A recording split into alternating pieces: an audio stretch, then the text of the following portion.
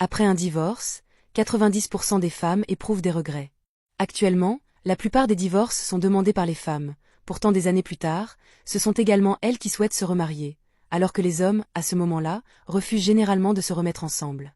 La raison en est simple, avant le divorce, les hommes ont déjà suffisamment souffert. Ils ont supplié avec humilité, mis leur fierté de côté pour implorer, pour ne recevoir qu'un refus impitoyable. Après avoir traversé cette période éprouvante, ils ont définitivement renoncé, vu la réalité en face et décidé de ne jamais revenir en arrière. Dans les premiers temps suivant le divorce, les femmes se sentent souvent libres et dégagées, pensent avoir retrouvé leur liberté, apprécient les attentions de ceux qui leur offrent des fleurs et des cadeaux, semblant affranchies de toute contrainte. Mais une fois la nouveauté dissipée, elles réalisent que ces douces paroles n'étaient que mensonges et commencent à regretter les qualités de leur ex-conjoint. Malheureusement, celui-ci n'est plus l'homme épris d'autrefois. Lorsque vous êtes parti, il souffrait le martyre, mais une fois redevenu lucide, il a retiré tout son amour. Les hommes se montrent plus rationnels en amour.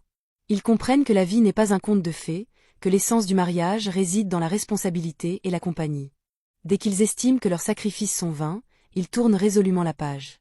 Les femmes, créatures d'émotion, se laissent facilement berner par les belles paroles, prennent la politesse pour de vrais sentiments, dédaignent le compagnon solide à leur côté et fantasment qu'après le divorce, elles trouveront le grand amour ou qu'un homme riche et séduisant les prendra en charge. Pourtant, lorsqu'elles se lancent sur le marché des rencontres, elles découvrent généralement que chaque prétendant se révèle pire que le précédent.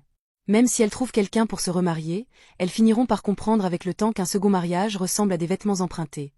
Aussi élégants soient-ils, ils ne vous vont jamais vraiment. Si vous persistez à croire que vous avez épousé la mauvaise personne, demandez-vous, en quoi méritez-vous quelqu'un de meilleur? Rêver de trouver un prince, charmant relève de l'illusion.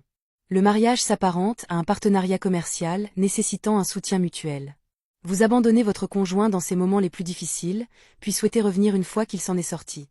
Ne le prenez-vous pas pour une décharge? Ce qui brise véritablement un homme, ce n'est ni la pauvreté ni l'échec, mais l'abandon au moment où il a le plus besoin de soutien. Dans ces conditions, n'espérez pas qu'il revienne. Le mariage n'est pas un jeu. Comment pourrait-on divorcer aujourd'hui et se remarier demain?